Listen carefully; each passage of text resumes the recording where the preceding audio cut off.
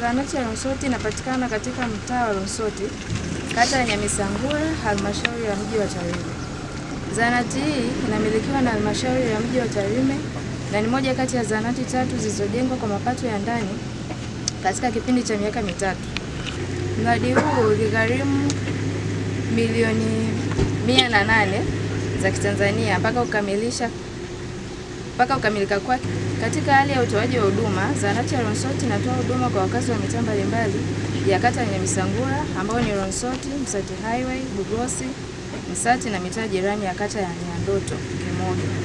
Huduma zinazotolewa katika zahanati hii ni vipimo na matibabu kwa ugonjwa wa nje, yani OPD, kuna kliniki ya baba, mama na mtoto, kuna huduma ya mkoba na kuna chanjo kwa watoto chini ya miaka 5 na makundi mengine.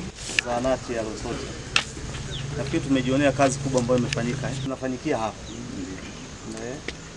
Kwa tuendelee kuhamasisha wananchi kuona huduma ambazo tunazipata kwenye maeneo yetu. Wale wenye changamoto za uzidi kubwa kidogo wanaenda kwenye kituo cha afya. Na zile kubwa zaidi tuna hospitali ya wilaya. Kwa hiyo tumpongeze tena Mheshimiwa Rais. Accessibility ya huduma za afya imekuwa kubwa.